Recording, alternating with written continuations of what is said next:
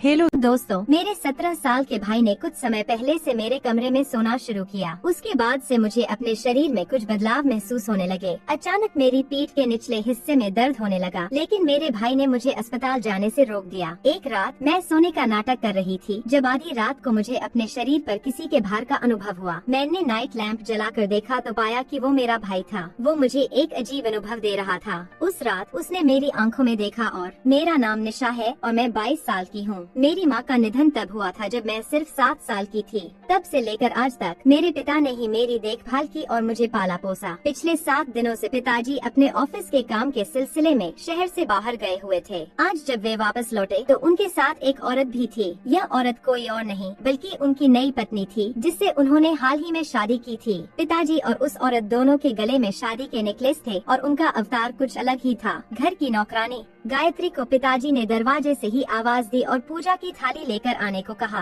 गायत्री ने पिताजी और उस औरत की आरती उतारी और वे दोनों घर के अंदर आए। पिताजी ने मुझे बुलाकर कहा, निशा, यह तुम्हारी माँ अनिता है। हम दोनों ने शादी कर ली है। पिताजी की शादी हो चुकी थी और इससे मुझे कोई दिक्कत नहीं थी। दरअसल मैं खुश थी क्योंकि पिताजी ने आज तक अपने बारे में कभी नहीं सोचा था। वह अभी 40 साल के ही थे और मैंने भी उन्हें कई बार कहा था कि उन्हें दूसरी शादी कर लेनी चाहिए। पिताजी ने मुझसे कभी यह नहीं बताया कि वह औरत उनके लिए कितनी खास थी। लेकिन जब पिताजी ने उस औरत से शादी कर ली तो मुझे बहुत खुशी हुई, क्योंकि पिताजी की खुशी में ही मेरी खुशी थी। अब वह औरत अनिता मेरी नई माँ बन गई थी। शादी के बाद जब पिताजी और मेरी नई माँ घर आए तो उनके आने के लगभग 15 मिनट बाद एक लड़का हाथ में 2 बैग लेकर घर में दाखिल हुआ। इससे पहले मैंने उस लड़के को कभी नहीं देखा था, इसलिए मैंने उससे पूछा, तुम कौन हो? लड़के के जवाब देने से पहले ही पिताजी ने कहा, यह तुम्हारा छोटा भाई है और इसका नाम अमित है। यह अनिता की पहली शादी से हुआ बेटा है। यानी अब मेरी नई माँ के साथ साथ अमित भी हमारे घर में रहने वाला था। मैंने पिताजी से पूछा,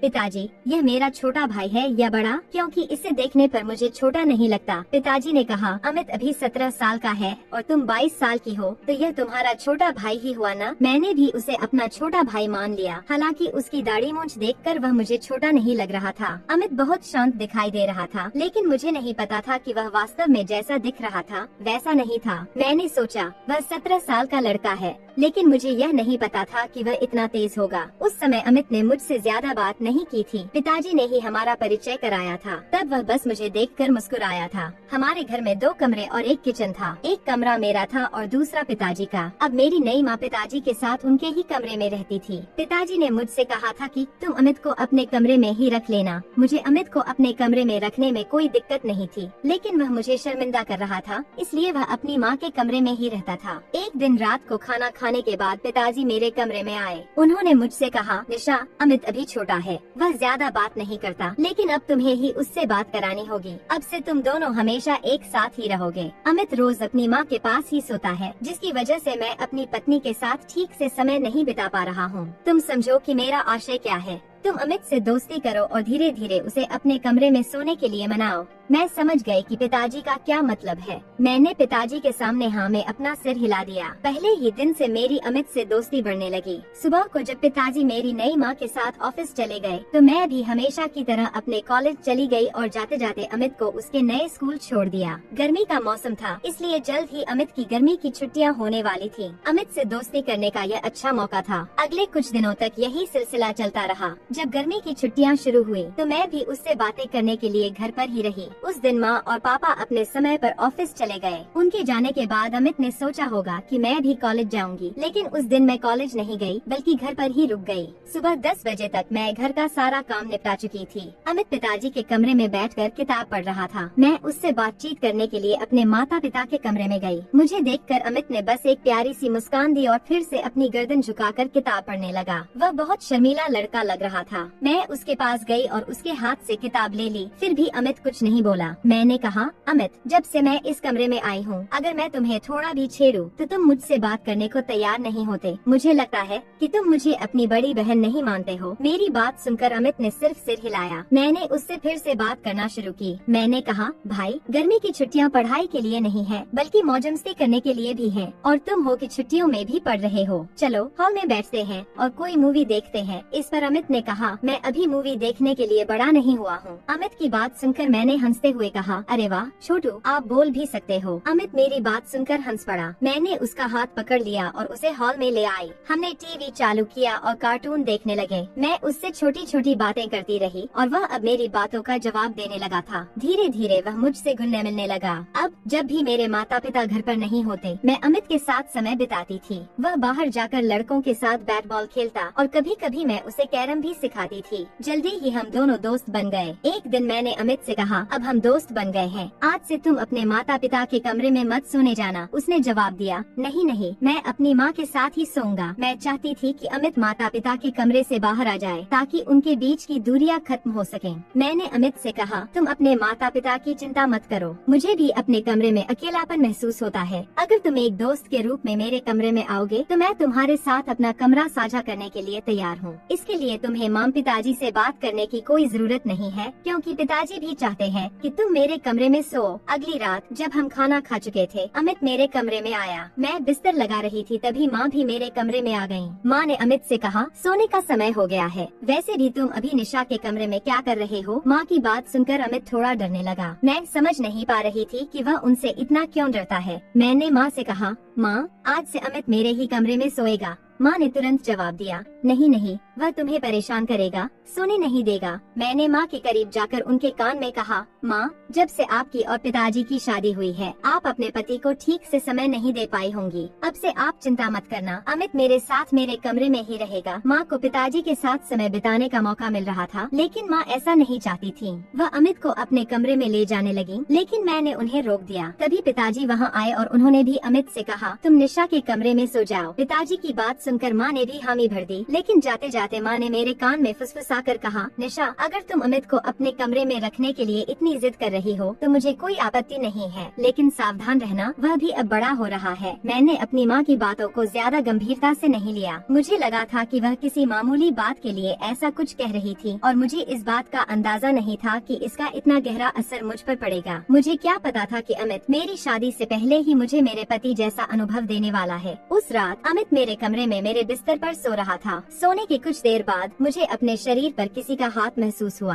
मैं गहरी नींद में थी, लेकिन फिर भी मुझे यह अजीब सा महसूस हुआ। मैंने अपनी आंखें खोली और देखा कि अमित ने अपना हाथ जल्दी से हटा लिया। मैंने सोचा कि शायद उसे अपनी माँ के साथ सोने की आदत होगी, इसलिए मैंने इसे नजरअंदाज कर दिया और उसका हाथ फिर से नहीं हटाया। अगली रात करीब 1 बजे मेरी नींद अचानक खुल गई। मैंने देखा कि अमित बिस्तर पर नहीं था। मैं उसे ढूंढने के लिए उठी, लेकिन वह किचन या बाथरूम में भी नहीं था। फिर मैं माँ और पिताजी के कमरे की ओर गई, जहाँ मैंने अमित को उनके कमरे में झांकते हुए पाया। मैं हैरान रह गई कि वह इतनी रात को वहाँ क्या कर रहा था। जब मैं कमरे के पास पहुँची तो देखा कि कमरे का दरवाजा थोड़ा खुला हुआ था और अमित माँ और पिताजी की निजी चीजों को देख रहा था। मैंने तुरंत उसका हाथ खींचा और उसे कमरे से दूर ले गई। मैंने गुस्से में कहा, क्या तुम पागल हो गए हो अमित? वे तुम्हारे माता पिता हैं और इस समय उनके कमरे में ताक-झांक करना बिल्कुल भी सही नहीं है। मेरी बात सुनकर अमित सिर झुकाकर चुपचाप मेरे कमरे में चला गया। जब मैं कमरे में गई तो देखा कि वह बिस्तर के किनारे बैठा हुआ था और उसका चेहरा उदास था। मैं उसके पास जाकर बैठी और अपना हाथ उसके हाथ पर रखा। तभी मेरे हाथ पर आंसू गिर पड़े। मैंने उसकी तरफ देखा तो उसकी आंखों में आंसू थे। मैंने उससे पूछा, ऐसा क्या हुआ जो तुम रोने लगे? उसने रुंधे हुए गले से कहा, बहन मुझे माँ की बहुत याद आती है, उनके बिना मुझे नींद नहीं आती।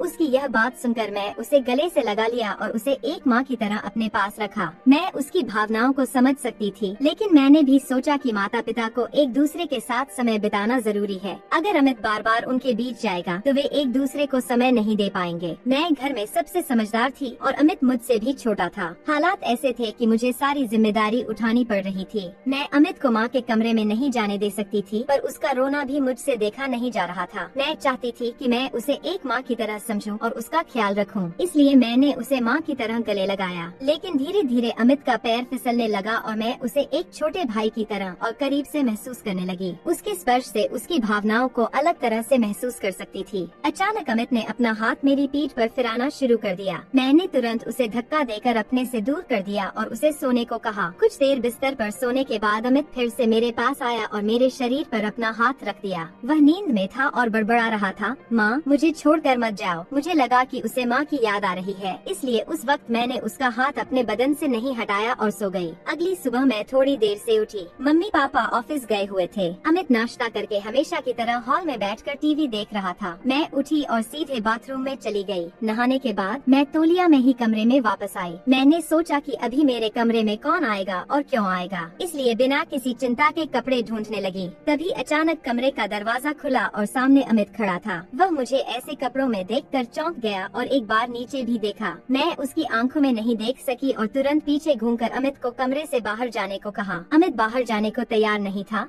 तो मैंने गुस्से में दोबारा उसे बाहर जाने को कहा। फिर वह बाहर गया। कमरे से निकलते ही मैंने जो ड्रेस हाथ में आई उसे पहन लिया और बाहर आकर अमित से पूछा, तुम अचानक कमरे में क्यों आ गए? उसने जवाब दिया, मैं यह देखने आया था कि आप जाग गई हैं या नहीं, क्योंकि मैं सुबह से टीवी देखकर बोर हो गया था। अमित को नाराज करने का मेरे पास कोई कारण नहीं था, इसलिए मैंने आगे कुछ नहीं कहा और उसे समझाया, तुम अपना ख्याल रखना, आज मैं तुम्हें अपने दोस्त के घर ले जाऊंगी। वहाँ उसका भाई भी तुम्हारी उम्र का है, तुम्हें वहाँ मजा आएगा और एक नया दोस्त भी मिल जाएगा। मैं अपने दोस्त के घर जाने के लिए अमित के साथ निकली। हम दोनों अपनी स्कूटी से उसके घर की ओर जा रहे थे। रास्ते में मैंने देखा कि अमित मुझे इधर उधर नजरें घुमाते हुए देख रहा है। उसने कहा, दीदी मुझे बाहर जाना बहुत पसंद है, लेकिन माता पिता हमें कहीं भी ले जाने को तैयार नहीं होते हैं। मैंने अमित को समझाते हुए कहा, तुम्हारे माता पिता दोनों कामकाजी हैं, वे अपने काम में व्यस्त रहते हैं, इसलिए उनके पास समय नहीं होता कि वे तुम्हें बाहर घुमाने ले जाएं। लेकिन चिंता मत करो, मैं समझती हूँ कि तुम्हें बाहर घूमना पसंद है, कभी कभी मैं तुम्हें बाहर घुमाने ले जाऊंगी, ठीक है ना? अमित मेरी बात सुनकर खुश हो गया। जल्द ही हम मेरे दोस्त के घर पहुँच गए। मेरे दोस्त का भाई अमित से थोड़ा छोटा लग रहा था।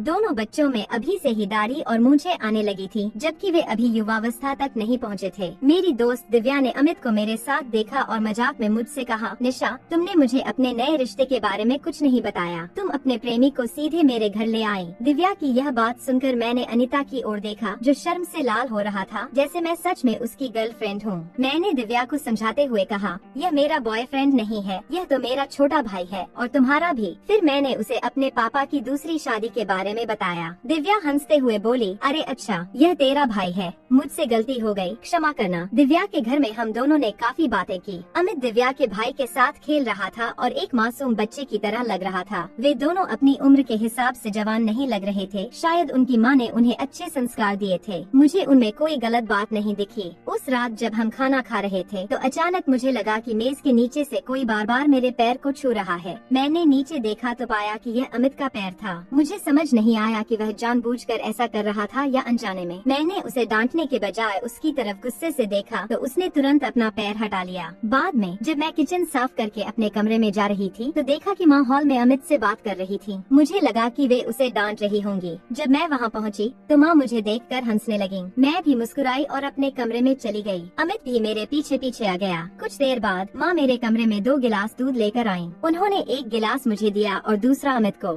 फिर उन्होंने मेरे सिर पर हाथ रखकर कहा, निशा बेटा, जब से तुम घर आई हो मैंने तुम्हें ज्यादा करीब नहीं रखा है। इसके बजाय तुम मेरी जगह एक माँ की तरह अमित बच्चे की देखभाल कर रही हो। मैं बहुत भाग्यशाली हूँ कि मुझे तुम जैसी समझदार बेटी मिली है। मैंने माँ की बात सुनी और उनके प्यार भरे शब्दों से मन ही मन खुश हो गई। मेरी माँ मुझसे बहुत प्यार करती थी और जब उन्होंने मेरे लिए दूध ला कर दिया तो मैंने बड़े प्रेम से उसे पिया। उस समय मुझे ऐसा लगा जैसे मेरी असली माँ को मैंने किसी और माँ के रूप में देखा हो। अगले कुछ दिन ऐसे ही बीत गए। अब जब मैं सुबह उठती थी तो बिस्तर पर बहुत उलझन महसूस होती थी। इतनी भी टेढ़ी नींद नहीं आती कि बिस्तर की चादर इस कदर अस्त व्यस्त हो जाए, लेकिन फिर भी मैंने इसे नजरअंदाज कर दिया। कुछ दिनों बाद अचानक मेरे पेट में दर्द होने लगा। एक दिन सुबह जब मैं उठी तो पेट के निचले हिस्से में काफी दर्द महसूस हुआ। मुझे समझ नहीं आ रहा था कि इस बारे में अपने पिता से कैसे बात करूं। उस दिन जब मैं बिस्तर पर बैठी हुई थी, अमित जाग चुका था। उसने मुझे अजीब नजरों से देखा और उठते ही मेरा हाथ पकड़ लिया। फिर उसने पूछा, तुम ठीक हो? मुझे उस समय कुछ अजीब लगा, लेकिन मैंने उसे कुछ नहीं बताया। मैं बिस्तर से उठकर कमरे से बाहर चली गई और माँ से बात करने लगी। जब मैंने माँ की ओर देखा तो उनका चेहरा गंभीर लगा। इस कारण मैंने अपनी बात बदल दी। उस दिन माँ पिताजी के साथ ऑफिस नहीं गई और रिक्शे से अपने ऑफिस चली गयी। पिताजी से बात करते समय भी उनका चेहरा बहुत गंभीर दिख रहा था। मुझे लगा कि शायद माँ पिताजी के बीच कोई विवाद चल रहा है, लेकिन मुझे इसकी कोई जानकारी नहीं थी। मैंने पिताजी को ऑफिस जाते समय रोका और पूछा, पिताजी क्या आपके और माँ के बीच कोई बहस हुई है? पिताजी ने बिना कुछ कहे सिर हिलाया और ऑफिस की ओर चले गए। अगले 3-4 दिन भी ऐसे ही बीते। पेट दर्द से परेशान होकर आखिरकार मैंने अपनी माँ को इसके बारे में बताया। माँ मुझे हॉस्पिटल ले गयी, जहाँ मेरा चेकअप हुआ। जब रिपोर्ट आई तो माँ ने अपना सिर झुका लिया। फिर उन्होंने मुझसे पूछा, निशा बेटा मुझे एक सवाल का सच्चाई से जवाब दो,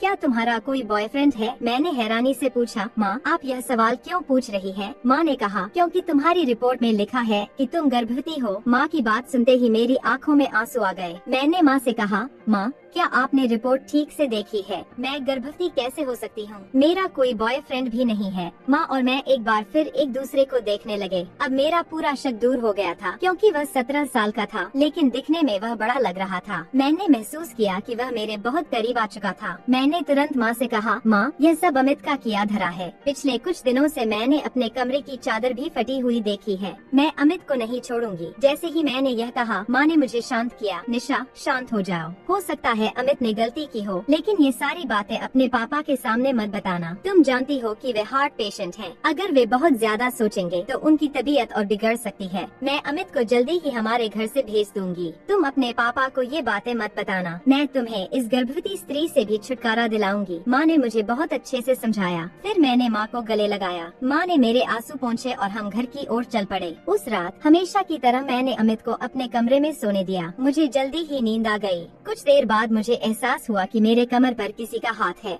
जब मैंने आंखें खोली तो देखा कि अमित मेरे पास लेटा हुआ था। मैंने गुस्से में आकर उस पर चिल्लाया और उसे अपने कमरे से बाहर निकाल दिया। मेरी आवाज सुनकर पिताजी जाग गए और मेरे कमरे में आ गए। इससे पहले कि मैं गुस्से में कुछ बोल पाती, माँ ने स्थिति संभाल ली। माँ ने कहा, बहुत दिन हो गए अमित अपनी बहन के कमरे में सो रहा है। शायद अब वह कुछ दिनों के लिए अपनी माँ के साथ सोना चाहता हो। कोई बात नहीं, अमित अब कुछ दिनों तक मेरे कमरे में ही सोएगा। माँ ने अमित का हाथ पकड़ा और उसे अपने साथ ले गयी। उस रात मैं सो नहीं पाई। अचानक मेरी आंख लग गई। जैसे ही मैंने नींद में करवट बदली, मेरा हाथ किसी के पैर पर जा पड़ा। तभी मेरी नींद खुल गई। मैंने घबराकर लाइट जलाई और देखा कि मेरे बगल में एक छोटा सा लड़का था जो मेरे सिर पर हाथ फेर रहा था। मैं डर के मारे जोर जोर से चिल्लाने लगी। मेरी आवाज सुनकर पिताजी कमरे में आए। मैं रो रही थी और माँ भी सदमे में थी। पिताजी ने पूछा, निशा क्यों रो रही हो? क्या हुआ? भावुक होकर मैंने पिताजी को सब कुछ बताया। उस वक्त पिताजी ने गुस्से में आकर अमित को थप्पड़ मार दिया। तभी अमित ने कहा, निशा तुम किस बारे में बात कर रही हो? यह सच है कि मैं तुमसे प्यार करता हूँ, लेकिन मैंने तुम्हारे साथ ऐसा घृणित कार्य कभी नहीं किया। और तुम गर्भवती कैसे हो सकती हो? किसने कहा तुमसे यह सब? उस वक्त माँ ने कहा, कैसी रिपोर्ट? मेरे पास तो कोई रिपोर्ट नहीं है। माँ ने मुझसे ऐसा झूठ क्यों बोला? फिर माँ ने पापा से कहा, अब आपकी बेटी मेरे 17 साल के बेटे पर बिना वजह के आरोप लगा रही है। अब हद हो गई थी। मैं इस घर में बिल्कुल भी नहीं रह सकती। तुम्हें मेरे गुजारे और मेरे बेटे के नुकसान का हिसाब देना होगा। मम्मी पापा के बीच ऐसी कड़वी बातें सुनकर मैं पूरी तरह से हिल गई थी। मैं गर्भवती थी और इस स्थिति में मम्मी पापा की ये बहस सुनकर मेरा मानसिक संतुलन बिगड़ रहा था। तभी मुझे अचानक चक्कर आया और मैं गिर गई। धीरे धीरे मेरी आंखें बंद होने लगीं। तभी अमित दौड़ता हुआ आया और मेरे चेहरे पर पानी के छींटे मारे। उसने मुझे अपने हाथों से पानी पिलाया। इस बीच माँ मुझसे और पापा से दूर मुंह फेर कर खड़ी रही। फिर अमित ने बात शुरू की। उसने अपनी माँ से कहा, मुझे माफ कर दो मैडम, लेकिन अब मैं तुम्हारे खेल में तुम्हारा साथ नहीं दे सकता। आज तुमने मेरे चरित्र पर सवाल उठाकर हद कर दी। उसने मेरी तरफ देखते हुए कहा, निशा प्लीज मुझ पर भरोसा करो। मैंने तुम्हारे साथ कुछ भी गलत नहीं किया और तुम गर्भवती नहीं हो। यह सब मैडम का खेल है। अब मैं उनकी सारी सच्चाई तुम्हारे सामने लाऊंगा। फिर अमित ने अपनी पूरी कहानी बताई। मैं 17 साल का नहीं हूँ, बल्कि 25 साल का हूँ और इस मैडम का कोई बेटा नहीं है। मैंने एक थिएटर कंपनी में भी काम किया है और वहीं मेरी मुलाकात इस मैडम से हुई थी। मैंने पहले भी इस मैडम के साथ ऐसे नाटक किए हैं। मैडम ने मुझे इस्तेमाल किया है और उनके साथ मैंने जो भी नाटक किए उससे मैंने समझा कि वह असल में क्या करती है। थोड़ी पढ़ाई के बाद यह मैडम एक कंपनी में 10,000 रुपए की नौकरी करती थी। फिर वह अपनी खूबसूरती का फायदा उठाकर कंपनी के मालिक या मैनेजर को अपने प्रेम जाल में फंसा लेती थी। वह खुद को उनके सामने बहुत हताश और बेचारी दिखाती थी और बताती थी कि उनका एक 17 साल का बेटा है जिसका ठीक से भरण पोषण नहीं हो पाता। फिर जब उनकी शादी उस अमीर व्यक्ति से हो जाती थी तो कुछ दिनों बाद वह किसी न किसी कारण से उस व्यक्ति से तलाक ले लेती थी और अंत में भारी मात्रा में धन प्राप्त करती थी। उन्हें मिलने वाले गुजारा भत्ता के साथ साथ वह मेरा खर्च भी उठाती थी। निशा, तुम्हारे पापा इस मैडम के चौथे शिकार हैं। पहले मुझे सिर्फ पैसे से भुगतान करना पड़ता था, लेकिन लेकिन आज उन्होंने मेरे चरित्र पर उंगली उठाई है। मैं नहीं जानता था कि मैडम मेरे साथ ऐसा कुछ करेंगी। निशा, यह सच है कि मैं तुमसे प्यार करने लगा था, लेकिन मैंने तुम्हारे साथ कभी कुछ भी गलत नहीं किया। पापा और मैंने दोनों यह सुनकर चौंक गए कि बिना कुछ जाने समझे हम दोनों एक धोखेबाज महिला के जाल में फंस गए थे। पिछले कुछ दिनों से मम्मी और पापा के बीच बहस चल रही थी और मम्मी जानबूझकर किसी न किसी वजह से झगड़ा कर रही थी, क्योंकि अब वह पिताजी से तलाक लेना चाहती थी और उनसे ढेर सारे पैसे ऐंठना चाहती थी। पिताजी ने मुझसे कहा, निशा, मैंने तुम्हें हमारी बहस के बारे में कुछ नहीं बताया था क्योंकि मुझे लगा था कि इससे बच्चों पर बुरा असर पड़ेगा, लेकिन कई बार बच्चों को कुछ बातें बताना जरूरी होता है। उस समय हमने अमित का धन्यवाद किया क्योंकि समय रहते उसने हमें सब सच बता दिया था और सच बताकर अपने ऊपर लगे दाग को भी मिटा दिया। पिताजी ने उस धोखेबाज महिला की शिकायत पुलिस में की और महिला पुलिस उसे पकड़ कर ले गयी। इसमें अमित की कोई गलती नहीं थी और उसने कोई अपराध नहीं किया था। वह जो कुछ भी कर रहा था वह पैसे के लिए कर रहा था, लेकिन उसने गलत इंसान का साथ दिया था, इसलिए उसे 3 महीने की सजा हुई। सब कुछ तय हो जाने के बाद पिताजी मुझे अस्पताल ले गए और मेरा चेकअप करवाया। मेरे पेट दर्द और अन्य परेशानियों का कारण एक जीवाणु संक्रमण था। मैं बहुत कम पानी पीती थी और गर्मी का महीना था, इसलिए मुझे संक्रमण हो गया था। इससे मेरे पेट में दर्द होने लगा। उस समय मेरी माँ मुझे अस्पताल ले गई, जहाँ उसने कुछ अतिरिक्त पैसे देकर मेरे गर्भवती होने की झूठी रिपोर्ट बनवा दी। इसके बाद उसने मुझे गुमराह भी किया, लेकिन उसे अपनी इस गलती की अच्छी सजा मिली। उस दिन के बाद से मेरे पापा ने मेरी शादी का ख्याल अपने दिमाग से बिल्कुल निकाल दिया। अब पिताजी मेरी शादी को लेकर और भी सतर्क हो गए हैं। तो दोस्तों, यह थी हमारी आज की कहानी। आपको यह कहानी कैसी लगी कृपया कमेंट करके जरूर बताएं। अगर आपको यह कहानी पसंद आई हो तो इसे लाइक करें और अपने दोस्तों के साथ शेयर करें। आगे भी ऐसी ही रोमांचक कहानियों के लिए हमारे चैनल को सब्सक्राइब करें और बेल आइकन दबाना न भूलें, ताकि